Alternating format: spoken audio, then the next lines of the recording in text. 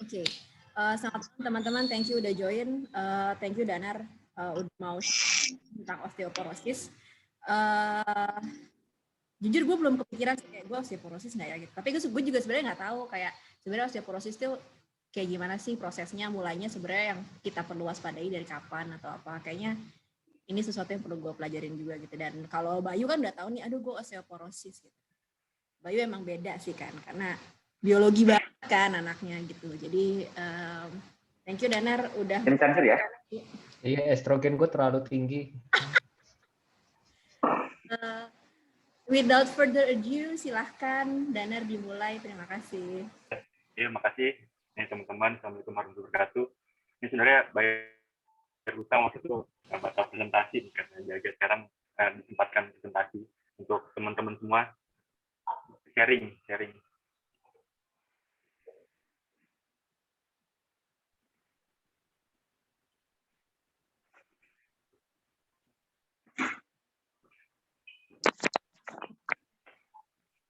Udah kelihatan belum ya? Kelihatan. Aman. Udah kelihatan, Mas. Aman ya? Aman. Oke, Assalamualaikum warahmatullahi wabarakatuh. Kita mulai presentasi pada hari ini kali ya, sharing pada hari ini. Ini kenapa gue ngambil osteoporosis. Ini sebenarnya pengen ngingatin diri gue juga nih sama teman-teman bahwa umur kita nih akan selalu bertambah dan udah sampai titik yang harus ingat bahwa kita semakin tua nih. Makanya di sini kita sharing tentang osteoporosis. Kalau misalnya para financial planner bilang kalau kita tidak bisa merencanakan sesuatu gagal, berarti kita merencanakan kegagalan. Ini juga kalau misalnya kita tidak bisa merencanakan sesuatu untuk hari tua kita, nanti menyesal di hari tua kita. Nah ini kalau kenapa nih sampai di dunia nih osteoporosis diperingati ada harinya 20 Oktober, masih ada sesuatu hal yang penting dari penyakit ini, dari osteoporosis ini. Dan osteoporosis ini tuh banyak menyebut sebagai penyakit silent disease atau silent killer. Jadi dia banyak yang nggak bergejala, tiba-tiba nanti di hari tuanya tuh banyak keluhannya. Nah, osteoporosis itu sendiri tuh dari bahasa Latin sebenarnya. Asal katanya itu osteo, tulang, dan porosis itu poros atau pons. Jadi tulangnya itu dia harusnya pada orang normal itu dia padat. Jadi pada osteoporosis itu banyak rongga-rongganya lebar seperti pons sehingga dia mudah keropos dan mudah patah. Nah, pada osteoporosis ini tuh massa tulang pada seseorang itu dia akan berkurang. Kemudian akan terjadi gangguan dari struktur tulang, termasuk dari perubahan mikroarsitektur dari jaringan tulang, sehingga nanti tulang tersebut dia mudah patah. Kalau angka kejadiannya gimana sih di seluruh dunia? Nah, sebagaimana yang kita udah tahu tuh, osteoporosis itu paling banyak terkena pada perempuan. Di dunia pun 200 juta perempuan itu terkena osteoporosis. 1/10-nya itu pada usia 60 tahun, kemudian 1/5-nya itu di usia 70 tahun, kemudian 2/5-nya itu di usia 80 tahun. Kemudian 2/3-nya itu di usia 90 tahun. Nah, kemudian di Cina itu 7% pada dewasa, 22,5% laki-laki usia tua lebih dari 50 tahun. Dan 50% pada perempuan usia lebih dari 50 tahun. Di India pun juga begitu. Dari hasil penelitian 30-60 tahun, 52% itu mengalami osteopenia dan 29% itu mengalami osteoporosis. Nanti kita bedakan apa sih itu osteopenia, apa itu osteoporosis, dan apa itu tulang normal. Di Jepang pun pada begitu. Jadi di usia dari 50 tahun itu didapatkan lokasi osteoporosis terbanyak pada tulang belakang 35% dan 9,5% pada panggul. Nah, kenapa pada tulang belakang, kenapa pada panggul, nanti akan kita coba sharing. Nah, kalau di Indonesia itu sendiri gimana? Nah, di Indonesia itu sendiri ini dari Pusdatin Kemenkes, dia ada penelitiannya di Indonesia itu tahun 2006, dia prevalensi terbanyak itu mengalami patah, angka kejadiannya itu di tulang belakang di usia 70-80 tahun. Kemudian di femur neck ini di bagian paha, di bagian lehernya, bagian atas dekat panggul. Kemudian paling banyak juga any side ini dia bisa pada tulang radius di pergelangan tangan di ujung. Terus kemudian ada penelitian juga ini berdasarkan jenis kelaminnya, dia pada usia 95-95% itu pada perempuan itu paling banyak terkena osteoporosis dan mengalami patah pada tulang panggul. Kemudian 2005 itu ada penelitian dilakukan 65.000 orang, 41,7%-nya itu mengalami osteopenia. Osteopenia ini dia belum jadi osteoporosis, tapi tulangnya tidak juga normal. Jadi dia di antara normal dan osteoporosis. Jadi menuju ke arah osteoporosis. Dan 10,3% itu pada pasien sudah mengalami osteoporosis. Nah, ini sedikit mengertiin tulang kita nih. Tulang kita tuh, ini contoh yang kiri atas nih, tulang femur, paha. Jadi ada bagian namanya diafisis, bagian tengahnya, terus bagian di ujung-ujungnya itu mendekati ke ujungnya itu ada metafisis, di persendiannya itu ada epifisis. Nah, struktur tulangnya itu dia beda. Kalau yang di tengah, yang diafisis itu dia lebih kompak, lebih padat, namanya kortikal. Terus mengarah ke ujung, dia strukturnya itu lebih longgar-longgar, itu namanya tulang cancellous. Nah, pada osteoporosis itu, nanti yang paling sering terkena patah itu pada tulang yang cancellous, ya bagian yang metafisis. Pada tulang apa aja? Biasanya pada tulang panjang, di bagian paha yang mendekati ke arah panggul, atau pada tulang radius pada tangan, itu yang mendekati ke bagian pergelangan tangan, di distal radius. Atau di tulang belakang, karena di tulang belakang itu dia tulangnya full, dia cancellous tipenya, jadi dia mudah patah. Nah, ini ada 4 hal untuk bone remodeling. Jadi pada tulang itu ada namanya sel tulang, namanya osteoid. Osteoid ini dia akan membentuk tulang yang matur jika mineralisasi. Mineralisasi itu butuh namanya kalsium, fosfat. Nah, kemudian ada hormon-hormon. Kemudian untuk membentuk si osteoid menjadi tulang yang matur itu dia ada namanya osteoblast. Nah, ketika nanti sudah menjadi tulang matur, harusnya itu osteoblast itu dia diresorpsi sama osteoklas. Nah, pada si osteoporosis ini, dia osteoklasnya itu dia lebih tinggi daripada stimulus dari osteoblast. Nah, yang pada hal normal itu yang menyebabkan stimulus di osteoblast itu meningkat itu apa? Misalnya weight bearing activity. Misalnya kita rutin melakukan aktivitas pada saat muda, pada saat dewasa, sehingga osteoblast pada diri kita itu terbentuk dengan baik. Osteoblastnya aktif. Nah, kemudian hal-hal yang menghambat kerja osteoblast itu apa aja? Itu pertama penuaan. Terus ada misalnya pada usia muda kita jarang melakukan aktivitas, itu pembentukan osteoblast itu semakin dikit pada diri kita.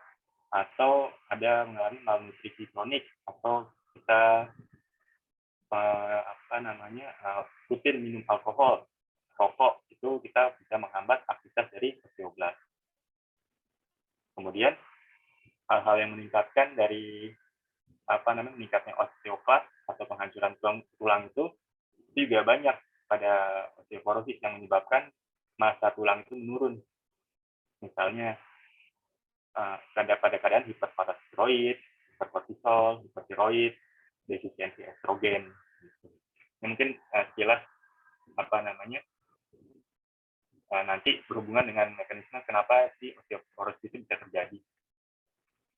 Jadi intinya pada osteoporosis itu terjadi densitas kepadatan dari tulang, kemudian terjadi juga penurunan dari kualitas tulang. Yang normalnya tulang itu dia padat, rongga-rongganya itu sedikit menjadi lebih lebar sehingga tulang tersebut mudah patah.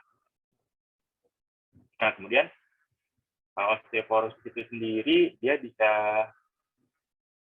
dibagi menjadi dua, ada yang primer, ada yang sekunder.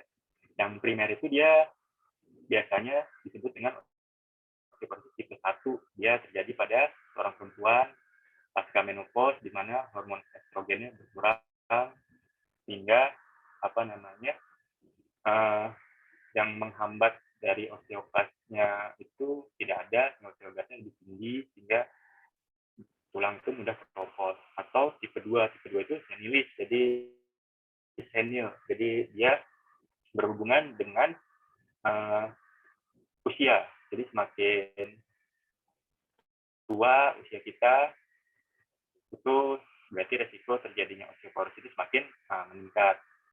Kemudian osteoporosis sekunder itu bisa terjadi akibat adanya penyakit atau akibat tindakan pembedahan misalnya ada usus yang menghambat penyerapan dari kalsium atau obat-obat misalnya pemakaian steroid dalam jangka waktu panjang atau penyakit yang mengharuskan kita konsumsi steroid misalnya lupus atau enggak ada penyakit rheumatoid arthritis bisa menyebabkan osteoporosis sekunder.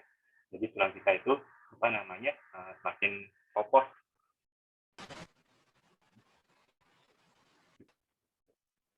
Nah, ini faktor risiko dari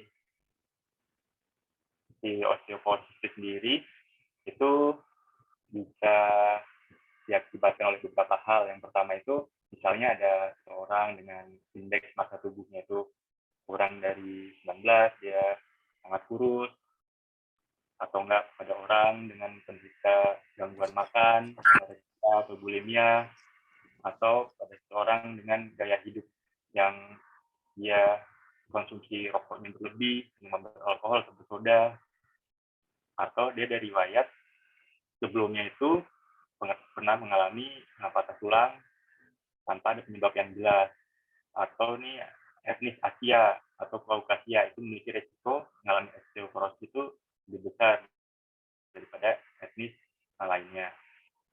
Kemudian malabsorpsi itu tidak kemampuan usus untuk menyerap nutrisi dalam makanan sehingga kalsium yang kita butuhkan, fosfat yang kita butuhkan untuk pembentukan tulang itu terhambat. Ini misalnya ada pernah mengalami operasi saluran pencernaan atau pada usia muda kita jarang berolahraga atau tidak aktif untuk bergerak, itu juga jadi faktor risiko mengalami osteoporosis.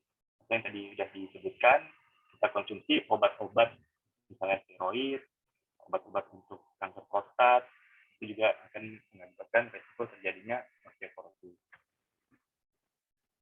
Nah, dampak osteoporosis itu ternyata besar.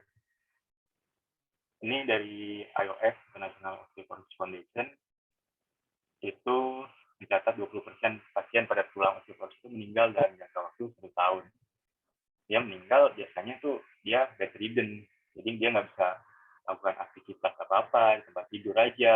Sebentar terjadi suatu komplikasi, misalnya pneumonia, atau enggak komplikasi penyakit metabolik lainnya yang mengakibatkan dia lebih cepat terkena komplikasi penyakit lainnya. Kalau dari faktor fisik, dampaknya itu postur kita tuh terlihat nanti kalau kita pada usia tua yang mengalami osteoporosis semakin lebih pendek. Biasanya kok dulu tinggi badan itu 180, pas usia tua pendek ke 75, itu pendek seperti osteoporosis atau enggak postur kita semakin membongkok. Dari faktor psikis atau kejiwaan, dampaknya apa?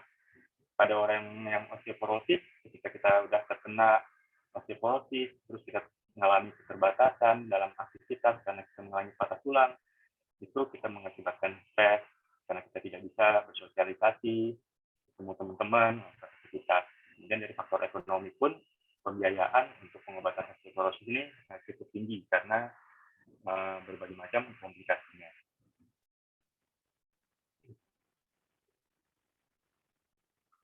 Nah, gejala osteoporosis itu apa aja?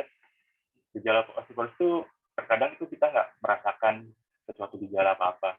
Tapi tiba-tiba nanti suatu ketika kita pada usia lebih dari 50 tahun, lebih dari 60 tahun, itu kita kepleset sedikit, jatuh misalnya, tahan pakai tangan kita, terus patah, itu bisa sering terjadi. Atau yang banyak sering terjadi itu patah pada tulang paha bagian atas, pada bonggol.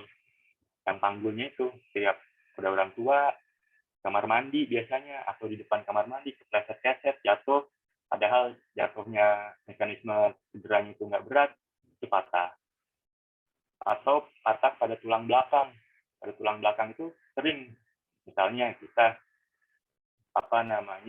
ngeluh kok sakit terus tulang belakang kita, padahal kita nggak melakukan aktivitas apa-apa. Terus kita lihat dari faktor risiko kita banyak yang mengarah ke osteoporosis, kita harus mencurigai ada masalah pada tulang belakang kita, takutnya ada patah akibat dari osteoporosis itu sendiri.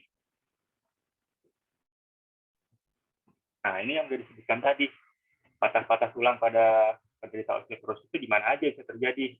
Yang pertama pada tulang belakang. Tulang belakang itu sering terjadi patah tulang yang kita tidak sadari, nggak ada mekanisme kejadian apa-apa, tiba-tiba sering sakit, ternyata pas kita bawa ke dokter, kita ronsen, mengalami patah tulangnya. Itu sering terjadi.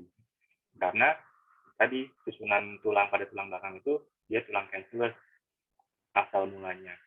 Kemudian pada tulang panggul, pada bagian atasnya, pada yang paha kanan, atau di lehernya, di leher pada pahanya, itu di leher pada bagian pahanya itu sering terjadi. Terutama pada perempuan, biasanya kepleset, jatuh, patah. Kemudian ini yang pada pergelangan tangan. Pada pergelangan tangan itu sering terjadi patah tulang juga pada osteoporosis. Nah, kalau sudah terjadi patah gimana? Jangan dibawa ke tukang pijat kalau sudah terjadi patah. Karena ketika terjadi patah, ada reaksi peradangan di dalam jaringan yang patah tersebut. Ketika kita pijat, organ yang di dalam itu, jaringan-jaringan lunaknya, itu semakin rusak. Kalau misalnya tulang-tulang panjang di paha, itu bisa terjadi namanya kompartemen sindrom. Jadi di ruangan, di rongga paha itu, jaringan yang rusak, bengkak, diurut, makin bengkak lagi, nanti ada jaringan bengkak itu dia nggak bisa keluar, tekanannya meningkat di dalam, jadi merusak pembuluh darah di dalamnya, saraf di dalamnya. Baik, kita konsultasi ke ahlinya. Selain ke dokter ortopedi ini kan kalau misalnya udah patah, tapi sebenarnya osteoporosis itu ditangani oleh multidisiplin. Dokter ortopedi, spesialis penyakit dalam itu bisa ke dokter rheumatologi, atau dokter yang subendokrin, atau dokter rehab medik, dokter olahraga. Kemudian pada pada perempuan itu biasanya juga ditanganin dokter obgyn, misalnya konsultasi untuk ke ginekologinya. Nah, ini ketika sudah terjadi patah tulang pada tulang belakang, ini biasanya nanti kita kasih semen di rongganya, untuk mengisi rongganya biar bantalan tulang belakang itu terisi, mengurangi sakitnya. Atau jika patah tulang belakangnya itu sudah lebih dari satu, harus pasang plat untuk menyangga tulang belakangnya agar nggak jadi ambles. Ini yang pada panggul, ini dua-duanya tulang sendinya diganti. Jika sudah jadi patah, ganti tulang ganti simpan. Dan ini pada tulang tangan ketika patah terus pasang plat simpan. Nah, gimana kita tahu terkena osteoporosis? Padahal tadi kan kita udah tahu bahwa ini ada gejalanya, terus tiba-tiba jatuh patah aja. Nah, ketika kita udah masuk ke usia di mana usia tersebut risiko terkena osteoporosis di atas 50 tahun atau mendekati 50 tahun, kita lebih baik screening. Screening dengan apa? Dengan menggunakan alat DEXA. Ya, prinsipnya seperti pemeriksaan radiologi. Dia menggunakan X-ray, tapi dengan dosisnya rendah.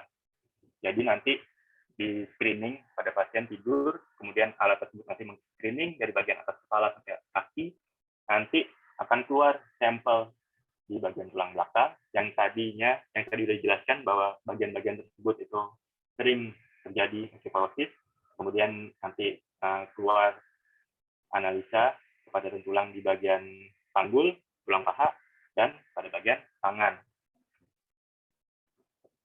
Nah, ini harus dilakukan screening ketika usia kita sudah mendekati usia di mana faktor risiko osteoporosis terjadi. Nah, kemudian interpretasinya gimana nih kalau udah kita screening? Kapan kita bisa dikatakan osteoporosis? Jadi nanti pada alat tersebut nanti keluar namanya T-score. Kalau misalnya T-score itu membandingkan antara nilai yang diperiksa terhadap nilai pada perempuan di usia muda, yang masih muda. Jadi sebelumnya itu sudah dilakukan penelitian dulu, dimasukkan di input di data-datanya di dalam DEXA tersebut, kita periksa nilai kita dibandingkan dengan nilai yang penelitian yang sudah ada di alat tersebut. Jika skornya itu lebih dari -1, itu kita masih normal, kita belum masuk osteoporosis.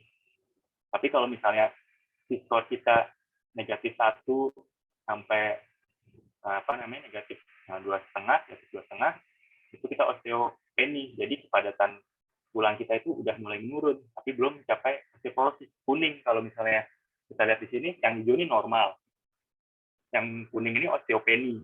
Nah, yang merah itu kalau misalnya skor dari hasil kepadatan tulang yang kita periksa itu lebih dari kurang dari 2,5, itu kita udah osteoporosis. Kalau misalnya kita periksa udah osteopenia, nah itu kita harus waspada. Nah, untuk terapinya tuh apa aja? Terapinya tuh exercise itu kita mulai ya dari dini, kita dari sekarang, karena exercise, latihan fisik, olahraga itu dia akan menginduce dari pembentukan osteoblast. Kemudian dietnya seimbang, kebutuhan kalsium, kebutuhan vitamin D, kemudian rutin misalnya berjemur untuk mendapatkan vitamin D, misalnya di jam 9 pagi, tapi maksimal cukup 15 menit aja, jangan lebih dari 15 menit, 30 menit. Gitu. Dan bagian yang terekspos itu bagian-bagian yang misalnya lengan atas, lengan bawah, kaki bawah, gitu. Kemudian bagian-bagian lain kepala itu akan ditutupin dengan topi dan sebagainya. Kemudian healthy lifestyle, misalnya kebiasaan minum alkohol itu dikurangin, misalnya merokok itu dikurangin, kemudian minum kopi juga dikurangin. Untuk obat-obatan, misalnya kita periksa PMD, kita DEXA tadi, kemudian wah ini udah osteopenia atau enggak ke arah osteoporosis, itu ada obat yang biasanya diberikan, itu namanya golongan bisfosfonat. Tujuannya golongan bisfosfonat itu dia untuk menghambat dari osteoklas. Jadi agar osteoblastnya itu dia lebih dari osteoklas. Untuk obat yang meningkatkan osteoblast itu sampai sekarang itu gue sih belum ada, tapi sekarang lagi berkembang itu penggunaan stem cell pada osteoporosis. Nah, tapi penggunaan stem cell pada osteoporosis itu mekanismenya itu baru dilakukan di rumah sakit, misalnya rumah sakit pendidikannya untuk penelitian STM, atau enggak di Surabaya, di Sutomo, dan itu belum jadi standar baku untuk pengobatan osteoporosis. Kemudian pemberian suplementasi vitamin D3. Nah, untuk mencegah osteoporosis itu apa? Tadi berarti kita harus diet tinggi kalsium, misalnya yogurt, keju, susu, atau enggak sayur-sayuran berwarna hijau, misalnya brokoli.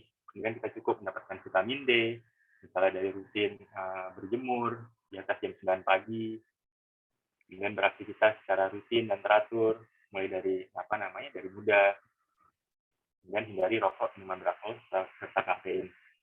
Misalnya kalau misalnya kita udah mulai tua, terus kita mengalami osteopenia atau osteoporosis, itu sebenarnya ada exercise khususnya untuk pada seseorang itu agar aman olahraganya, aktivitas fisiknya. Nanti mungkin bisa dijelasin sama Dr. Maya, ahli dari terapi fisik, dokter. Nah, itu biasanya prinsipnya itu dia menghindari posisi atau gerakan pada bagian-bagian yang mudah patah tulang, misalnya membungkuk, terus menggunakan bagian tubuh paha terlalu berat. Biasanya olahraga yang rutin digerakkan pada senam osteoporosis itu sifatnya dia aerobik yang tidak memerlukan weight bearing terlalu besar. Nah, dari presentasi ini mau menyampaikan pesan bahwa menjadi tua itu pasti, tapi tetap sehat dan produktif di usia tua itu pilihan. Nanti gue berharap nih kalau misalnya di usia tua nanti nih gue masih dapat SMS dari Bowo, main basket yuk. Jadi kita tetap harus sehat. Nah, ini kita harus juga jaga kesehatan untuk mencegah COVID. Ini Bowo operasi pada anak usia 5 tahun terkena COVID dan infeksi pada tulang juga. Gitu. Ini pakai bajunya double 4 lapis. Ya udah, itu aja mungkin yang bisa gue sharing pada teman-teman sekalian. Kalau misalnya mau diskusi atau nggak ada pengalaman, nanti kalau misalnya bisa jawab nanti bisa jawab. Oke, terima kasih. Assalamualaikum warahmatullahi wabarakatuh. Waalaikumsalam warahmatullahi wabarakatuh. Oh ya tadi Terima kasih Dr. Danar. mau jelasin tentang terapi fisik pada osteoporosis, Maya tadi. Oh gitu. Jadi apa-apaan lo, Nar? penjelasan Maya dulu atau gimana nih? Enggak. Lanjut. Nanti mungkin dari beberapa pertanyaan yang udah muncul itu, kenapa muka gue Di jump in aja kali ya. Dari beberapa pertanyaan nanti akan terjawab juga kok. Nanti gitu. yang mau gue jelasin. Jadi lanjut Dr. Danar, time and place, time and Zoom is yours. Gantian lah, Nar, orang bosen gue mulai ngomong. Oke. Skincare. Ini katanya tadi Marina katanya Marina di rumahnya hujan deras, jadi nggak begitu kedengeran. Suara gue kedengeran ya? Kedengeran. Baik. Itu dia bohong, Mbak. Dia biar lo yang nge-host aja sebetulnya. Gue yakin banget. Beneran nih, Mar? Waduh. Sayapnya aja lancar, gerak-gerak coba. Iya, harusnya nggak usah pakai video juga nggak apa-apa ya. Nggak apa-apa lo aja, Bay. Ayo. Biar sekali ganti suasana gitu lah. Gitu ya. Makasih Pak Dr. Danar atas penjelasannya yang cukup menginspirasi hari ini tentang osteoporosis. Mungkin dimulai langsung aja ya, di grup WhatsApp nggak ada pertanyaan kan? Nah, di grup chat ada pertanyaan nih. Pertanyaan pertama, ada yang bilang EG Bu Yeti. Oh, Bu Yeti udah almarhum ya. Semoga amal ibadahnya diterima Allah Subhanahu wa taala. Kalau Bu Yati Kimia masih ada, insya Allah. Nah, yang pertama itu pertanyaan dari Ina. Risiko pada perempuan lebih besar. Nah, penjelasannya ini bagaimana? Mengapa perempuan? Ya, karena estrogennya lebih tinggi ya. Sama kayak gue, estrogennya banyak. Gimana nih Pak Dokter penjelasannya?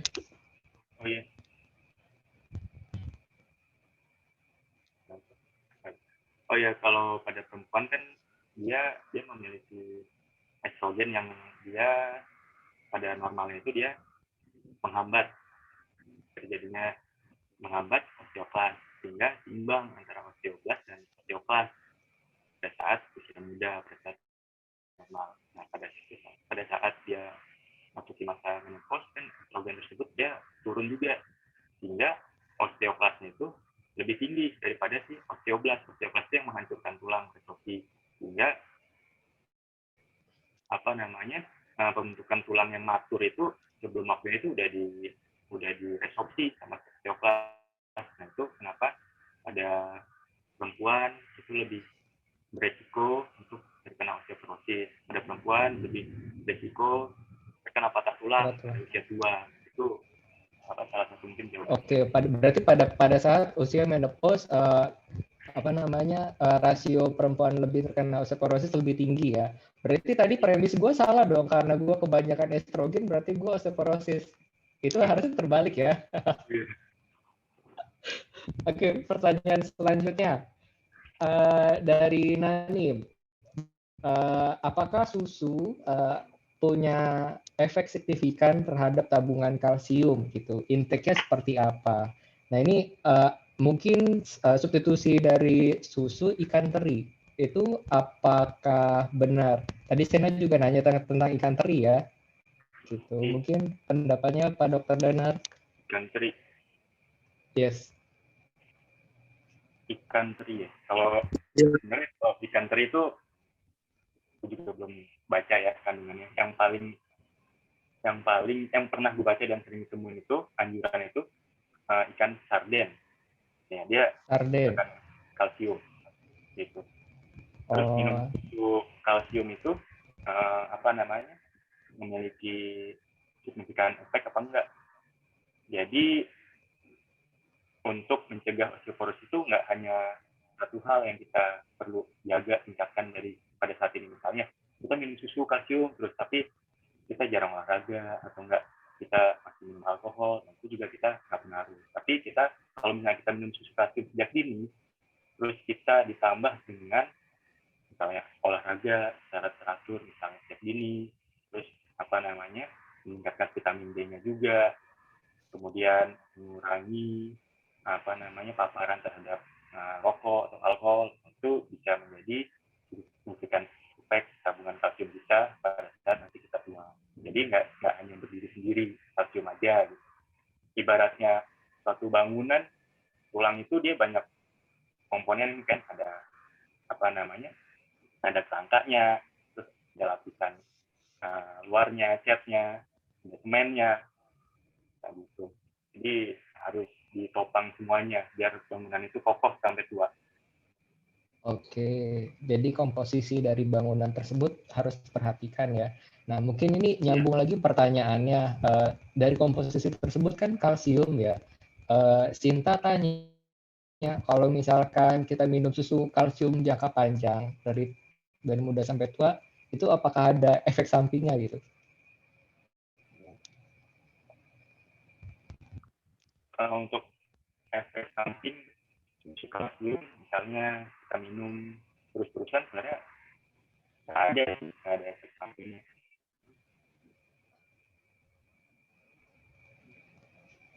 Kalau terus-terusan nggak ada efek samping ya? Nggak ada. Asal jangan 1 liter sehari. Maksimal berapa liter sih sehari ya minum susu? Kenapa? Bantuin. Jadi gimana Pak Dokter? Ya silakan Bu Dokter Maya. Alah. Jadi kalau yang ikan teri, ikan sarden itu pada dasarnya kan kita mengkonsumsi badan-badan tulang-tulangnya, ya kan? Kita makan semuanya. Kenapa ikan teri itu memang penelitiannya gue belum tahu. Ikan teri di luar negeri kan anchovies gitu ya. Itu gue belum mendapatkan yang sahihnya, tapi memang dari teman-teman yang gizi pernah bilang kalau memang kandungan, kalau kita mau makan kalsium gitu, selain dari suplemen ataupun dari susu, itu ikan teri, karena tulang-tulangnya kita makan semua gitu, satu kepala, satu tulangnya yang mengandung kalsium itu kita makan. Memang ada pengaruh dari pengolahan. Ketika lo menggoreng terlalu lama, itu kandungan nutrisinya itu akan hilang. Kenapa juga? Coba lo lihat orang Italia, Europe lah ya, ataupun luar negeri ya, Western. Mereka itu raw is better gitu untuk ikan terutama, karena kandungan vitamin itu akan terdegradasi dengan pengolahan yang terlalu berlebihan. Kayak kita ini yang dimasak 3 hari 3 malam gitu, direndang segala macam, itu terurai semua gitu kandungan nutrisi dari si bahan pokok protein itu sendiri, protein in general lah ya. Itu untuk makanan. Terus konsumsi susu, seberapa banyak sih yang kita konsumsi, dan yang pun dikonsumsi kemudian kan nanti di metabolisme sama tubuh, seberapa banyak yang akan diserap sama tubuh gitu. Jadi mau dalam jangka panjang kita minum susu, memang ada hiperkalsemi kondisi tertentu, bahkan hiperkalsemi itu bisa sampai pembentukan tulang baru ya, correct me if I'm wrong, si Danar, yang HO, yang ossification itu kan bisa terbentuk juga gitu. Tapi itu tidak disebabkan oleh kebanyakan kalsium. Gitu. Jadi kayak ada tulang yang tumbuh tidak pada tempatnya gitu, ataupun ada nanti istilahnya, oh ini tendonnya pengapuran, banyak jadi kayak pertumbuhan tulang, itu bukan karena kebanyakan kalsium ya, itu karena trauma yang berlebihan pada tendon-tendonnya. Jadi mungkin itu istilah-istilah yang sering disalah kaprahkan gitu, bahwa oh ini jadi kebanyakan minum susu nih gitu. Tapi kita ini lagi, balikin lagi dari lah vitamin D yang kita konsumsi. Sekarang kan beredar banyak tuh 5.000 lah, 10.000 lah gitu. Tapi seberapa banyak sih yang kita metabolisme, yang dia akan hancur oleh asam lambung kita yang pH-nya sampai dengan 1 gitu. Di dalam itu kemudian nanti masuk lewat usus dan lain-lain, itu berapa banyak sih gitu. Jadi pasti nggak akan sebanyak itu juga yang dicerna oleh tubuh dan diserap, digunakan oleh tubuh gitu. Rekomendasi kebutuhan tubuh sendiri nggak sebesar itulah, nggak sebesar yang suplemen itu. Tapi kenapa suplemen tinggi miligramnya atau international unitnya, karena mereka memikirkan dari masuk, nanti dipecah sama saliva, dipecah lagi sama asam lambung, nanti ketemu basanya usus, kemudian di metabolisme, hasil akhir yang bisa diserap oleh tubuh itu jadi cuma 1/8-nya gitu. Kira-kira tuh kayak gitu. Jadi untuk istilah kebanyakan minum susu, enggak sih. Tapi susu apa? Susunya ada gula enggak? Justru itu yang bahaya. Susunya laktos enggak? Justru itu yang nanti akan menyebabkan efek samping. Jadi kalau mau bicara tentang susu in general, di mana susu rata-rata itu manis, itu hati-hati lagi nanti pada kondisi yang DM lah, yang kondisi perkolesterolemi lah, gitu. Itu yang jadi precaution justru nantinya ke arah sana. Gitu. Ke arah sana ya. Ada kebanyakan minum susu batu ginjal gitu ya? Enggak ya? Bisa, memang ada kalsium, karena ada batu kalsium. Betul. Tapi itu mungkin penyakit dalam sih yang bisa menjelaskan lebih lanjut ya mengenai batu-batu ginjal itu gitu. Tapi Oke, topik berikutnya ya. Siapa yang penyakit dalam? Lu undang siapa banyak? Enggak ada ya. Tapi itu bisa di counter sih, misalkan kayak vitamin uric acid nanti di counter sama vitamin C gitu, tapi nggak boleh kelebihan dua-duanya, jadi seimbang gitu kan. Kayak hal-hal kayak gitu nanti yang di dalam tubuh tuh sebenarnya seimbang, jangan karena takut osteoporosis jadi minum susu terus gitu, karena nggak hanya susu loh yang untuk mencegah osteoporosis, ada vitamin D, ada latihan. Jadi itu yang fine balance lah untuk tubuh kita sendiri gitu. Jangan terlalu terpaku pada satu hal. Berarti kita akan atur dietnya masing-masing ya sesuai dengan kebutuhan. Oke, lanjut ya pertanyaannya, mungkin dari Diki Firmansyah, ini mungkin dari cause and effect-nya. Ini maksudnya kretek abal-abal apa ya? Pada orang yang nggak tahu kalau dia sebenarnya osteoporosis. Efek melakukan kretek abal-abal. Ini apaan nih maksudnya? Itu kretek abal-abal kayaknya yang ini, yang chiropractic yang di YouTube itu loh. Chiropractic. Iya, kayak chiropractic gitu. Oh, kretek. Mungkin ya. Kretek bukan kretek ya. Kalau kretek suka Marina, dia ngudutnya kretek. Oh iya. Oke, itu kayaknya satisfying ya, ASMR gitu kan ya. Pertanyaan siapa sih tadi? Apa efek melakukan kretek abal-abal? Sebenarnya dia punya osteoporosis. Nah itu gimana nih? Apakah aman atau enggak sih sebenarnya? Terus ngebedain antara osteoporosis sama saraf kejepit gitu. Jadi kalau misalkan ada sakit di sendi mungkin gitu ya, terus kita precaution awalnya, oh ini osteoporosis, oh ini saraf kejepit. Nah itu gimana nih Pak Dokter? Monggo Pak Dokter. Pertama tentang praktek abal-abal gitu. Sebenarnya kriopraktik itu sebenarnya ilmu yang ada, tapi di Eropa di pelajaran itu memang ada kriopraktik, dan itu di sana itu merupakan didalami sebagai course di Eropa. Kemudian tapi kalau misalnya bahayanya, misalnya kayak contohnya gini aja deh, kayak di tukang cukur, kita kan sering tuh ngeletekin kepala kita. Itu bahayanya apa? Iya, enak banget kan, Bay. Nah, itu bahayanya apa? Itu bahayanya kelumpuhan pada kedua tangan. Saraf saraf di leher itu kejepit. Sendi, namanya ada sendi atlantoaksial di bagian vertikal itu bergeser, jepit dari tulang vertikalnya, tulang lehernya. Itu banyak, beberapa kali gue ketemu pasiennya masuk IGD lumpuh kedua tangan, kedua kaki, itu akibat habis dipijet bagian leher, habis dikeletek di bagian leher. Nah itu mungkin ada korelasi bahayanya dikeletek di bagian tulang belakang, bagian leher ke bagian sarapan kita gitu. Kemudian bedanya osteoporosis sama saraf kejepit itu bedanya. Untuk osteoporosis terjadi pada tulang belakang, belum tentu dia mengalami sarafnya kejepit.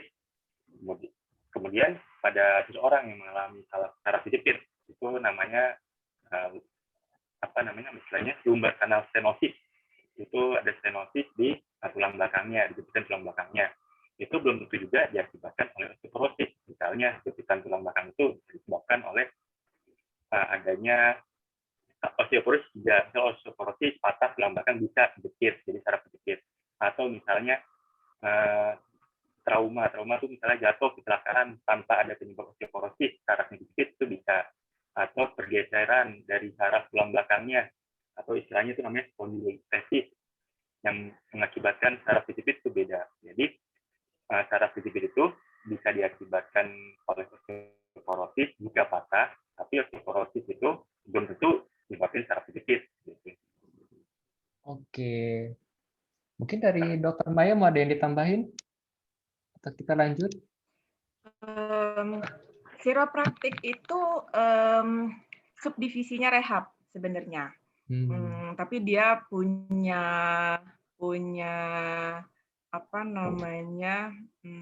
specialty sendiri, bukan dokter pun, asalnya itu sebenarnya dokter yang harus melakukan chiropraktik. Brazil yang bikin dulu pertama kali, tapi berkembang di Europe, banyak di USA, akhirnya banyak yang terapis, terus lama-lama jadi non medis yang chiropraktik. Jadi boleh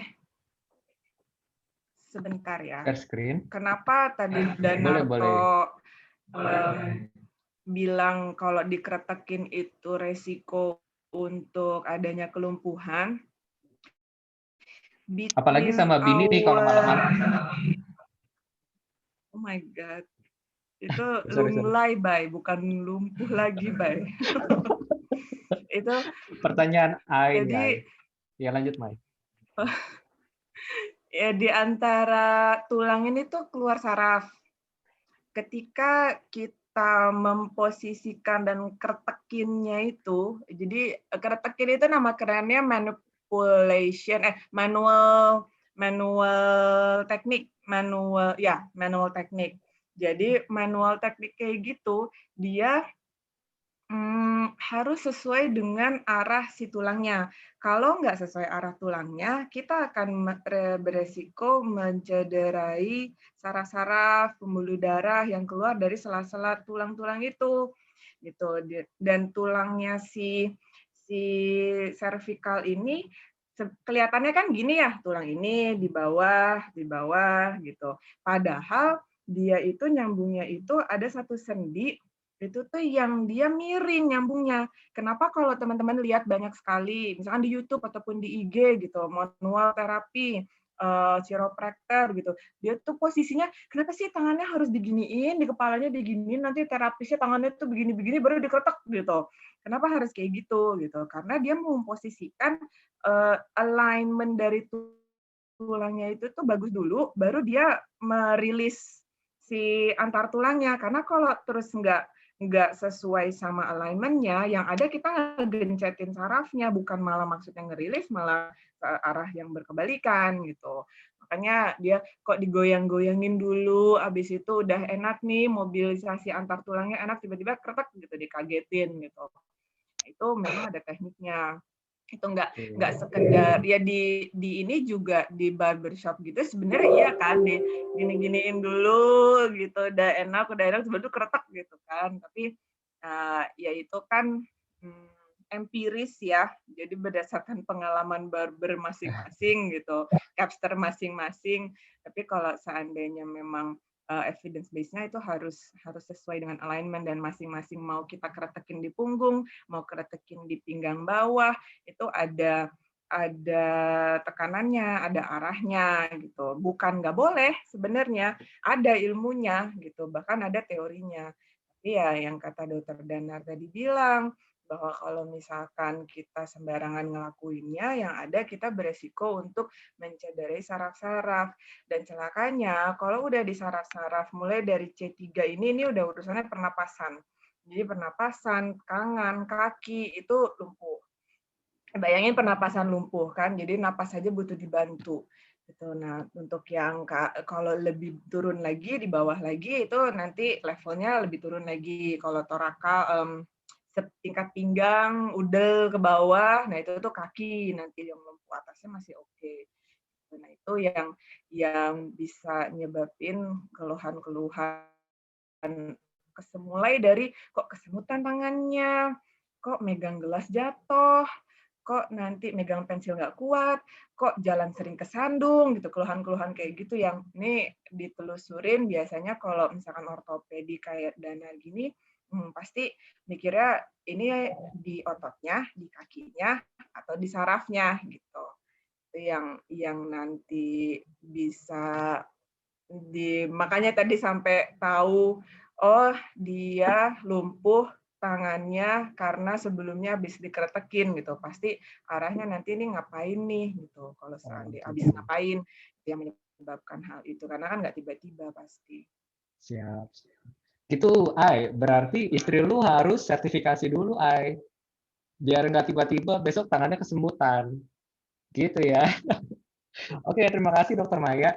Mungkin selanjutnya mungkin penjelasan dari Dokter Danar nih, kan tadi udah cause and effect. Sekarang mungkin ngejelasin deh apa namanya tips-tips apa sih yang bisa prevent osteoporosis selain tadi diet tinggi kalsium. Mungkin tadi ada pertanyaan dari Sena, weight bearing activity tapi yang nggak bikin capek gitu kan. Atau mungkin pertanyaannya ditambahin dari gue, kalau misalkan weight bearing activity tapi udah ada pengapuran, nah itu gimana gitu. Mungkin bisa dibantu Dokter Danar kasih tips and tricks buat kita yang kesehariannya di depan laptop aja gitu kan, activity-nya kurang. Mangga, silakan. Kalau weight bearing activity yang paling mudah sebenarnya jalan, jogging. Itu weight bearing activity yang paling mudah gitu. Kalau misalnya weight bearing activity tapi udah ada pengapuran, kita lihat dulu derajat pengapurannya. Misalnya di lutut, kita lihat derajat pengapurannya. Misalnya dia sudah mengganggu aktivitas, menyebabkan nyeri, ya berarti weight bearing activity-nya itu dosisnya, porsinya, intensitasnya itu nggak boleh begitu besar. Nanti kalau misalnya kita periksa pengapurannya pada lutut, misalnya sudah sampai grade 3, grade 4, yang celah sendi lututnya itu sangat sempit, ya weight bearing activity-nya itu dia intensitasnya sama dosisnya itu udah nggak boleh begitu besar, dan lebih baik disarankan malah untuk yang weight bearing kalau misalnya yang udah pengapuran.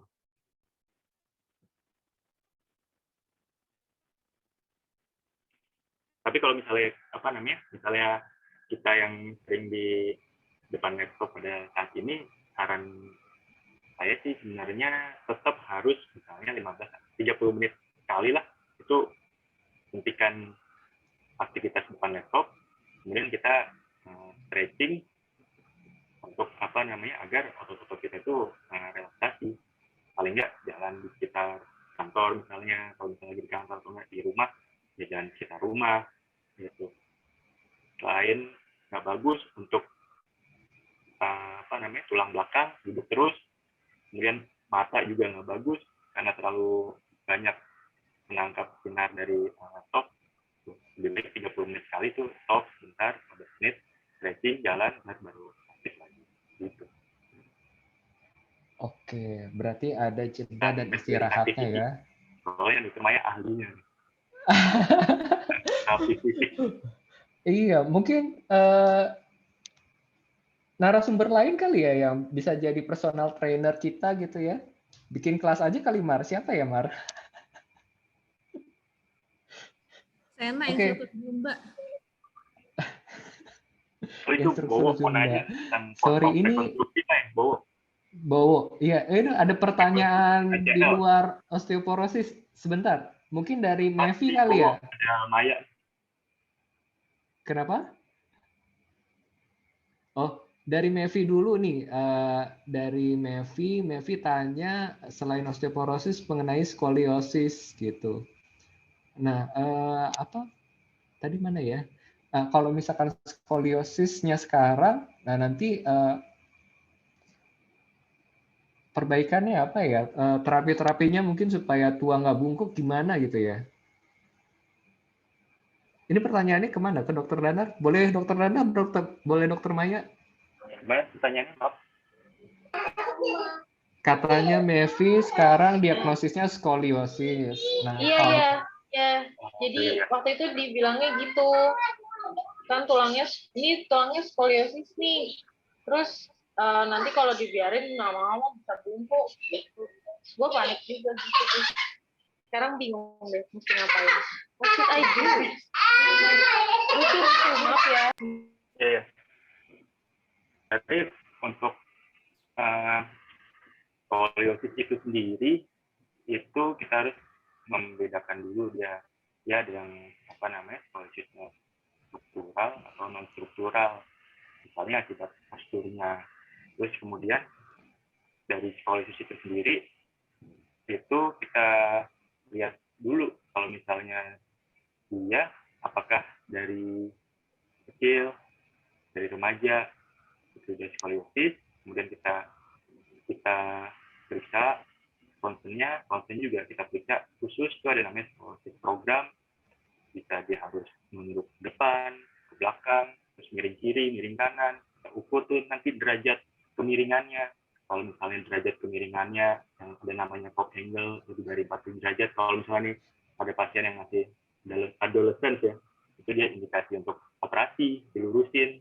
Kalau misalnya sudut kemiringannya itu masih di bawah 40 derajat, dia masih bisa terapi konservatif, pakai brace. Nanti kerjasama sama Dokter Maya dibuatkan brace-nya sampai diukur secara berkala progresivitas dari struktur tulang belakangnya. Nah ini untuk ini apakah misalnya kayak sekarang ini sudah diperiksa konsen tulang belakangnya, lihat derajat kemiringannya, apakah memang lebih dari 40 derajat, atau dia skoliosisnya itu dia struktural atau postural, terus dibedakan dulu. Oke, itu ya, Mev, kira-kira. Bentar, boleh nanya lagi nggak? Boleh. Satu kali lagi. Oh iya. Makasih ya, Pak Bayu. Jadi gini, waktu itu kan lagi medical check up tuh. Terus dokternya ngecek, oh Mbak ini skoliosis ya. Terus ini udah agak miring. Nah, kan sempet ikut yoga tuh.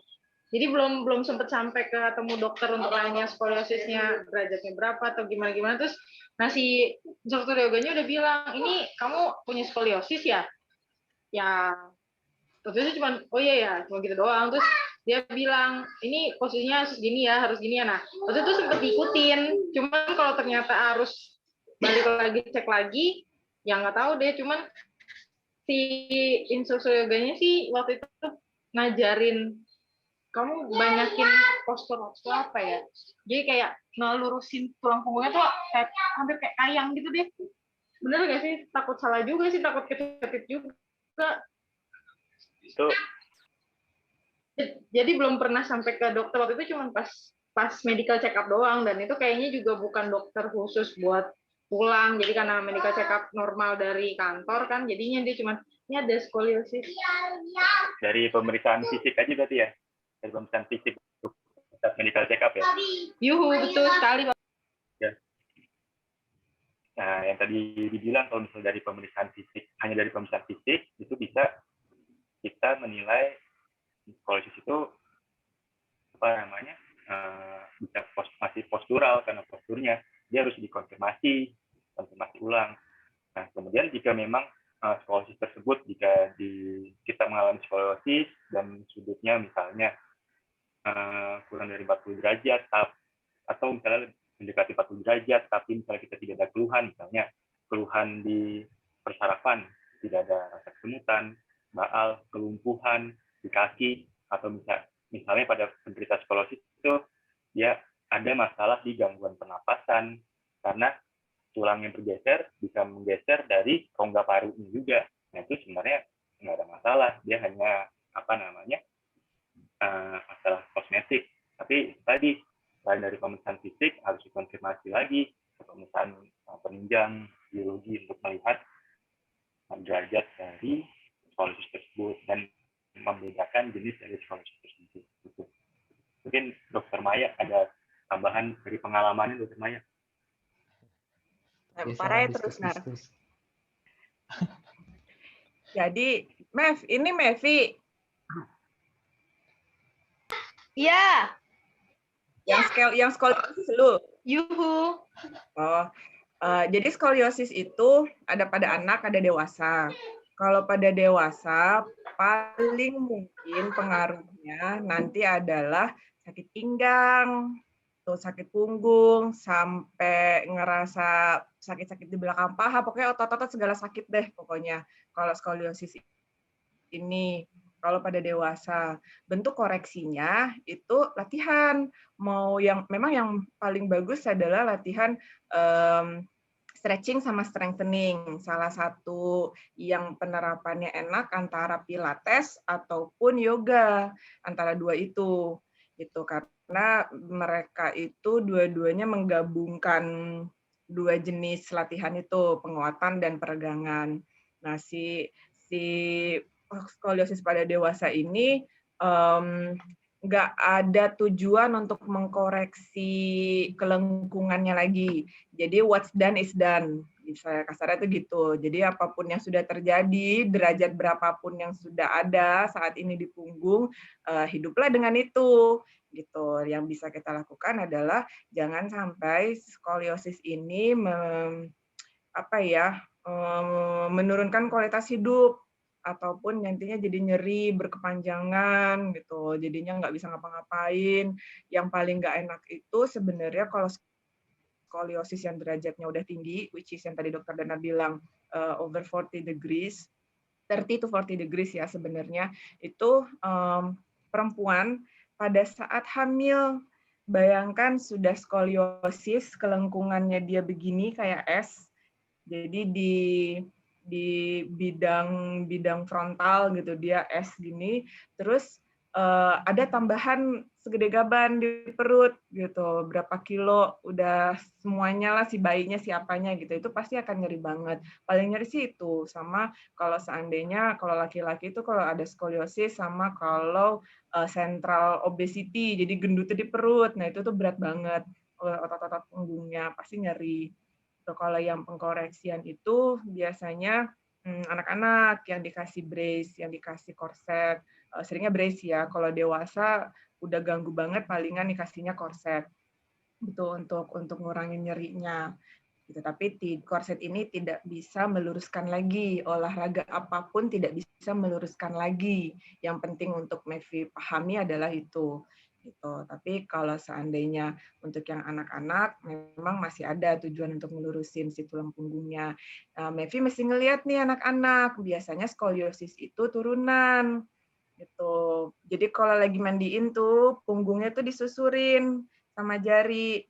tuh sampai ke bawah, dia lurus apa enggak, atau tiba-tiba kok kan kalau di punggung anak itu, apalagi masih anak ataupun yang kurus-kurus ya, kalau yang udah bapak-bapak sekarang ini mungkin udah nggak kerasa kali tonjolan-tonjolan di punggungnya itu, tulang-tulangnya. Kalau anak-anak itu kerasa tuh, jadi nonjol, oh ini tonjolannya masih segaris nih, lurus, tiba-tiba kok di pinggang dia miring gitu, terus balik lagi, jadi kayak huruf C gitu, nah itu mesti hati-hati. Pernah ngelakuin penelitian sama teman-teman, seberapa berat sih tas anak SD, elementary school, kalau untuk mencegah terjadinya osteoporosis ataupun perburukan dari yang osteoporosis. Jadi udah ada nih derajat di bawah 7 derajat, tapi jangan sampai perburukan gitu. Jadi cohort study-nya jangan lebih dari 15% dari berat badan tubuh anak. Jadi berapa berat badan anak, nah si tasnya itu jangan lebih dari itu. Kalaupun akan membawa, apalagi Indonesia ya, textbook, buku tuh tematik 1, 2, 3, 4, 5, 6 masuk gitu. Buku tulis ada PJOK, ada apa itu masuk semua gitu di dalam tas. Nah itu tuh direkomendasikan itu adalah tas gerek, tas koper itu. Jadi jangan membebani punggung. Karena beban itu sudah berat gitu ya. Jadi anak-anak jangan ditambah lagi. Lebih baik tuh dikasih gerekan aja tas-tasnya. Kalau dulu kan kita, apa sih orang kaya banget tas gerekan gitu kan, orang kaya gitu kan. Tapi kalau ternyata itu ada manfaatnya gitu. Jangan membebani beban tubuh. Rekomendasinya 10 maksimal sampai 15% dari berat badan tubuh si anak. Gitu. Jadi itu bapak-bapak di sini bisa kira-kira nanti nimbang bukunya itu tanpa beban hidup ya anaknya gitu. Jadi 15% tuh beban tasnya aja. Siap. Terima kasih Dr. Maya. Ini teman-teman kita udah lebih 8 menit. Oh, berarti mau ada pertanyaan lagi dari Vita ya?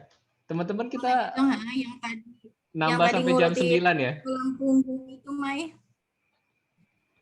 Itu baru tahu loh kalau ternyata bisa dilakuin sama orang tua, dan mungkin kalau kita periksa ke anak konsul tumbuh kembang kan belum tentu juga diperiksa kan. Mungkin ada video yang bisa di-share atau emang kita bisa notice ya gitu kalau emang ada masalah gitu, biar kita ngeh dari kecil misalnya memang ada perubahan kayak gitu. Bukan nakutin, tapi 30% dari anak SMP yang pernah gue teliti di daerah jalan turunan Arif Rahman Hakim tuh, itu pokoknya SD di situ, itu 30% tuh skoliosis. Gitu. Itu ketahuan baru SMP. Ya, jadi gue pernah sama anak-anak S1 gitu ngedeteksi, jadi screening skoliosis, ternyata tuh rata-rata itu. Yang pertama bisa dilakuin di dinding tuh kasih grid kayak kertas panjang gitu, terus dia garis. Mungkin tahu bahwa kita nempelinnya lurus, itu tuh pakai water pass. Nah, yang teknik-teknik tahu nih pasti water pass. Rehab juga pakai water pass karena kita buat ngukur kemiringan dari si tulang punggungnya. Terus dilihat, yang pertama dilihat tuh anaknya suruh berdiri tegak gini, postur. Jadi ngeliat postur nih. Kanan sama kirinya tuh sama nggak sih si bahunya gitu. Itu satu. Bisa. Yang kedua, ruku. Ruku itu yang tadi Dokter Danar bilang, Adam forward bending test. Jadi, maaf ya, gue sambil nungging nih, maaf. Jadi, andai kan gue berdiri nih sekarang, gitu. Terus gue ruku, kayak gini, suruh ruku anaknya. Ruku, terus lo lihat deh punggungnya, dari punggung kanan sama punggung kiri, dia sama nggak? Atau tiba-tiba ada punuk satu gitu. Kadang-kadang tuh kelihatannya tuh gitu, kok pas ruku kayak ada punuk gitu di sisi kanannya atau di sisi kirinya gitu. Ini kayaknya Tommy mau langsung meragain nih. Sama tangannya. Benar. Tes.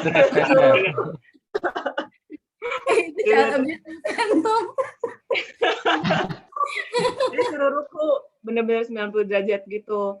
Terus untuk yang anaknya perempuan, biasanya ngelihat mamainya, payudaranya itu tuh besar sebelah tuh nyata Oh, gitu, udah ada ya? kelihatan banget. Anak Usia perempuan. berapa itu, Mai? Kelihatannya remaja ya, pas sudah 13 puber. tahun. Kalau postur yang kita lihat, itu yang dilihat apa namanya postur examination yang simple lah ya, gitu. Jadi, gue lupa. Kalau di Topet itu ada kok waktu dulu screening tuh beli di situ. Ding, terus postur grid. Di Cuma Tokopedia garis-garis ada gini grid. doang.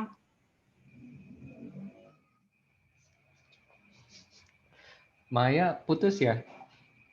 Apa koneksi aku ya? Putus. Katanya di Tokopedia bisa Kayak di beli Maya. gridnya.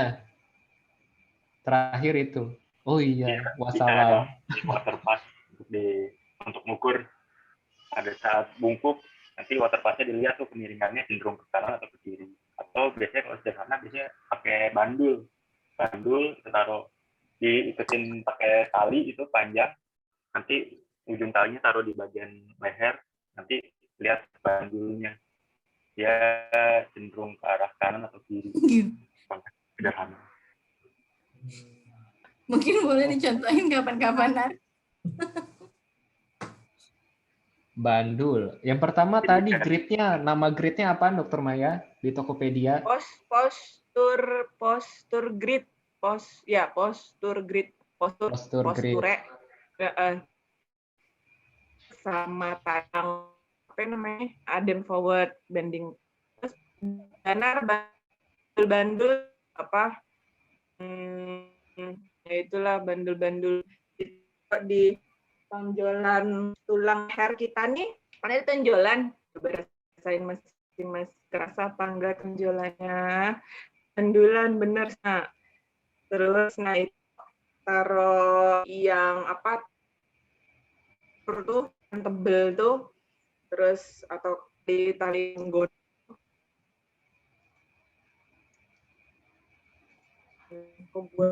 Dokter Maya putus-putus ya. Mungkin di sana badai kali ya.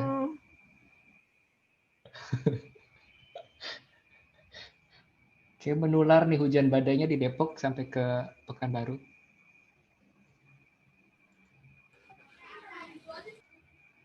Postur grid. Udah bagus belum?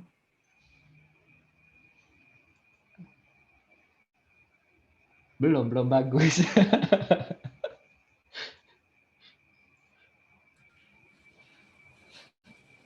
Mungkin Maya videonya di off dulu. Kalau suara bagus nggak deh? Enggak sih, bukan ininya, sinyalnya. Sorry, gue ganti ke HP jadinya. Ini lebih bagus, lebih lancar. Iya, betul.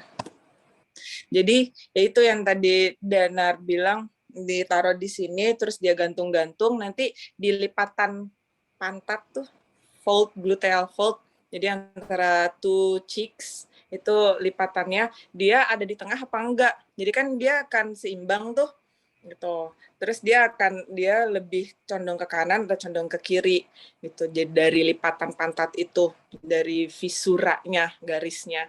Jadi kalau itu condong ke kanan atau kiri, berarti dia kesegarisannya nggak bagus tulang belakangnya. Tapi kalau misalkan dia tepat di tengah, gitu, nah itu berarti masih aligned, masih bagus. Gitu. Oh, ini postur grid mirip milimeter block ya? Yeay. Betul, Bayu. Fotokopi diperbesar, tempel di dinding, Bay. Ah, iya itu iya. benar juga. Betul. Gitu, Vita. Mungkin tadi yang bandul-bandul mau minta dicontohin, Fit.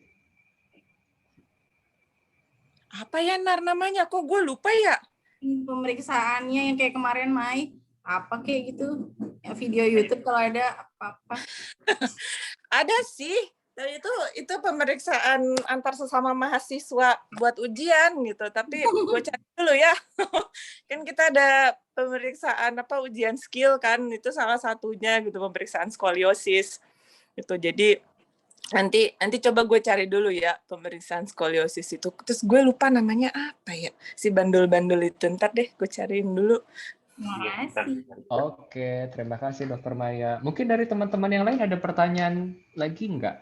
Itu yang pertanyaan Rizka di atas, baik. Yang Astaga, oh yang kalbe kalbe care ya? itu. Pertanyaan gua, Bay. Pertanyaan lu yang mana? Masih magang harusnya. Pertanyaannya Rizka dulu deh ya, yang tadi betul kelewat kayaknya. Pemeriksaan di kalbe mana sih? Kalbe. Pemeriksaan di kalker gitu akurat nggak sih kayak gitu? Oh. Pemeriksaan kalsium gitu Nar. Yang tadi mungkin kayak Dexa, tapi kan kalau ini di tempat-tempat yang komersil kayak gitu, biasanya di mall banyak kan tuh, silakan kan mampir dulu gitu pemeriksaan. Sebenarnya kalau untuk pemeriksaan bone density ya, itu idealnya memang pakai DEXA, tapi ada juga itu penelitian untuk screening awal itu pakai sonografi, atau ada alat DEXA yang dia mendeteksinya tuh di calcaneus, di tumit. Di tumit itu yang mungkin yang biasa ada screening misalnya pengobatan massal. Itu biasanya dia ada yang bawa alat screening kecil, kita kakinya taruh di situ, itu mendeteksi kepadatan tulang, ngambil prediksi di tulang di tumit calcaneus, atau pakai sonografi gitu. Tapi kalau untuk idealnya sesuai standarnya WHO, misalnya untuk mendiagnosis itu harus konfirmasi dengan DEXA. Tapi itu nggak apa-apa sebagai screening awal, misalnya, oh nih pakai alat yang sederhana ini kok gue osteoporosis atau enggak osteopenia, langsung cek aja konfirmasi dengan pemeriksaan yang standar, yang DEXA itu, apakah benar atau enggak. Oke, untuk mengukur bone density ya berarti untuk pradiagnosa ya sebelum ke dokter. Oke. Ada lagi pertanyaannya yang kelewat, mungkin chatnya Bowo kali ya yang habis ACL. Sama Sena tuh. Itu tadi udah gue copy by di chat. Oh iya, terakhir. Becky vandalism. Jadi setelah rekonstruksi ACL, jarang latihan karena PSBB, otot pahanya mengecil. Nah, bagaimana nih tips and tricksnya? Kenapa sih mau gedein otot paha? Ya udah lanjut ya. Bukan tips and trick, Bay. Pengaruh tulang gue gimana tuh, Nar? Kalau misalnya gue nggak bisa samain ukuran, Nar. Oh, karena kecil sebelah ya? Yes. Ya, sebenarnya nggak estetik berarti ya? Oh ya, silakan Danar. Permasalahan utama pasca rekonstruksi ACL tuh dia ada masalah atrofi otot pada kaki yang cedera karena dia lama nggak digunakan, pasti lebih kecil daripada yang kanan. Untuk berbahaya atau enggak untuk tulangnya itu secara langsung sih nggak berbahaya, maksudnya nggak begitu berbahaya secara langsung ya, karena yang tadi untuk tulang tersebut tuh banyak faktor yang dibutuhkan untuk kepadatan tulang tersebut, nggak hanya ukuran ototnya aja. Dan kalau menurut gua itu tetap harus dilatih di rumah pasca rekonstruksi. Nah, kan biasanya ada latihan mandirinya tuh, dikasih tahu sama dokter rehab mediknya pasca rekonstruksi ACL kalau misalnya nggak bisa datang ke fisioterapi, misalnya di rumah angkat dumbbell pada saat ada menggunakan angkat dumbbell pada saat tidak digunakan. Putus ya, Danar? Putus. Kayaknya harus dibicarakan baik-baik, nggak biar putus tiba-tiba ya. Saat ini ini kan paha nih si Yawo ya kan ACL. Jadi tuh ada namanya latihan penguatan quadricep setting exercise sama hamstring setting exercise. Kedua exercise ini bisa dilakuin di rumah, tepi bed bahkan, jadi duduk tegak gitu. Terus yang kemarin udah gue contohin belum ya kayaknya ya. Jadi duduk ini bed nih, ini bed. Terus lo gantung kaki di sini, duduk. Terus angkat kaki begini lurus, terus turun. Terus angkat lagi lurus, terus turun gitu. Jadi apa namanya? Lo akan merasakan beban khusus di quadricep. Sama kalau misalkan hamstring itu lo tengkurap, terus angkat kaki ke atas, terus lurus. Angkat kaki ke atas, terus lurus. Nah itu lo bisa pakai ankle weight untuk ngelakuin itu. Kalau ngangkat-ngangkat biasa gampang gitu, nggak ada bebannya sama sekali gitu. Nah ini misalkan yang kanan, misalkan yang habis direkonstruksi, terus jadi yang kanan lo kasih beban, yang kiri nggak usah lo kasih beban, terus supaya dia kerjanya ekstra. Itu hal yang simpel banget yang bisa dilakuin di rumah. Bisa nggak ya gue contohin di sini? Maaf ya, ini aduh kamarnya toko. Nah ini bisa nih. Jadi lo duduk kayak gini, terus lo angkat aja kaki ke atas, kaki ke atas kayak gini, terus tahan 10 hitungan, terus turun, terus angkat lagi gini, tahan 10 hitungan, terus turun. Kalau itu udah cincai, udah nggak berasa apa-apa gitu, di sini tuh lo kasih ankle weight, Kettler misalkan kan gampang, atau pasir besi yang lo ambil gitu, bisa kira-kira setengah kilo, habis itu nambah sekilo, habis itu nambah lagi jadi 2 kilo. Ke mama-mama di poli-poli di RSCM tuh bisa sampai 11 kilo angkatnya, kanan dan kiri, which is berarti 22 kilo dia angkat kakinya ke atas kayak begini. Itu mama-mama 60-70 tahun latihan di poli. Nah itu dia bisa spesifik banget untuk melatih otot quadricep. Begitu pula nanti kalau lo tiduran, tengkurap, terus ngangkat kakinya, itu adalah otot hamstring yang lo latih. Nah, 2 otot itu yang memang tergantung juga sih, mungkin Dana lebih tahu nanti rekonstruksi dari ACL itu kan diambil dari tendon yang mana, quadricep apa hamstring, supaya nanti lo nguatinnya juga lebih spesifik, mau otot yang mana. Dan itu terkait dengan si osteoporosis, sebenarnya enggak osteoporosis justru resikonya. Justru kalau misalkan pos di utak-atik si lututnya, osteoartritis yang lo lebih berisiko. Gitu. Jadi itu adalah pengapuran dari sendi, jadi bukan tulangnya. Begitu. Oke, jadi sendinya harus tetap dilatih ya, walaupun udah ada operasi di situ. Oke, nih teman-teman udah mau jam 9. Gimana? Apakah ada pertanyaan lagi yang lain? Makasih ya, Mai. Nah. Yuk. Makasih, Bowo. Berarti yang males. Jangan males-males, Mo. Oke, nggak ada pertanyaan lagi. Oh, Sena udah tepuk tangan aja. Kalau udah nggak ada pertanyaan lagi, terima kasih Dokter Danar dan bantuan narasumbernya dari Dokter Maya. Mungkin gimana? Gimana, Mo? Foto. Oh iya, teman-teman foto. Mungkin teman-teman bisa nyalain fitur videonya. Ada Sinta, Anissa Farah Mumtaz, Hendro, Mevi, Sukoy. Ina tadi lagi babynya bangun. Bowo, selamat ulang tahun, Bowo. Selamat ulang tahun, Bowo. Selamat ulang tahun. Selamat ulang tahun. Hamida. Oke, siapa nih yang mau foto? Karena namanya Juli Bowo. Hitungan ketiga ya. 1, 2, senyum. Oke.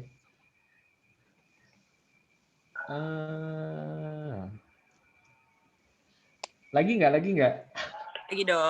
Lagi dong. Posenya beda ya. Posenya beda, 1, 2. 1, 2, 3. Sip. Oke. Udah ya. Ian udah ditunjukkan. Oke, sebelum benar-benar diakhiri, mungkin tadi mau ada pengumuman dari Sena ya. Baik, kakak-kakak sekalian, ini sebagai tindak lanjut dari kemarin programnya kita yang minggu lalu dan Nanim itu ada yang harus ada yang kemarin mengisi form kan ya. Nah, sebagai tindak lanjutnya mungkin kita akan segera buat langsung diaplikasikan saja. Kira-kira dalam waktu 1 bulan ke depan, selama bulan Agustus, ada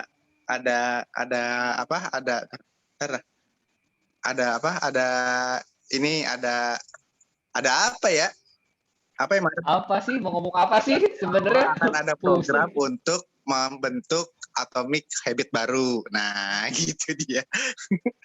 Oh, materinya Vita ya kemarin ya? Iya, betul. Jadi semuanya kita akan belajar mengenai atom, gitu ya.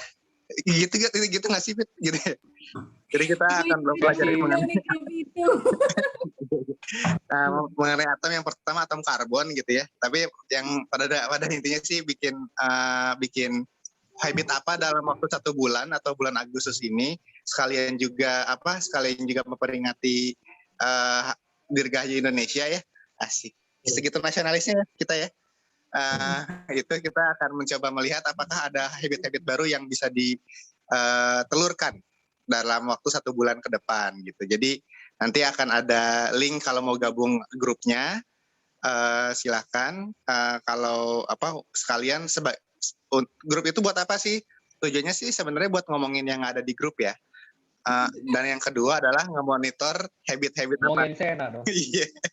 Atau ngemonitor realisasi harian. Nanti akan ada form yang akan dibuat untuk memonitor realisasi harian yang akan direalisasikan realisasi yang akan memonitor realisasi habit yang akan dibuat. Itu namanya harpa. Seperti itu. Iya. Gitu Bapak-bapak, Ibu-ibu. Teman-teman sekalian. Jadi nanti sebagai tindak lanjutnya Vita sama Nanim bakal bikin, ya ini kebetulan skincare aku yang seperti ini ya. Wudhu aja ya, wudhu. Ya, jadi memang aku glowing seperti itu. Jadi dari situ berarti dia glowing sama berminyak ya? Iya. Gue milih glowing aja sih gitu. Jadi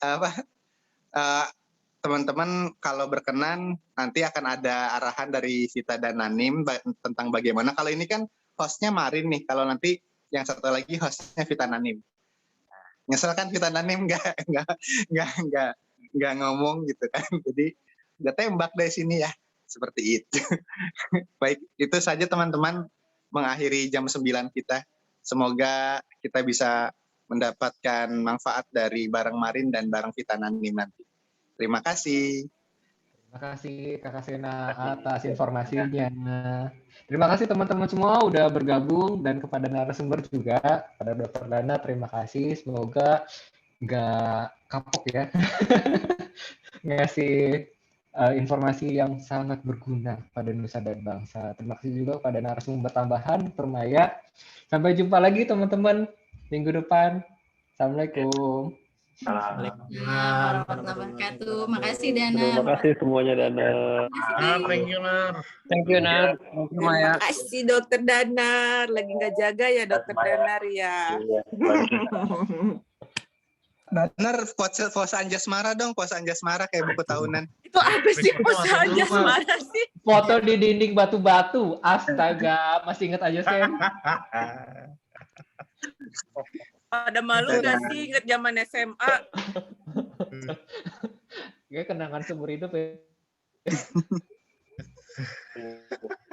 Sayang dulu nggak ada handphone ya, nggak ada IG, nggak ada yang gitu-gitu ya. Nggak kayak zaman sekarang, IG-nya kayak ya. gampang banget gitu ya.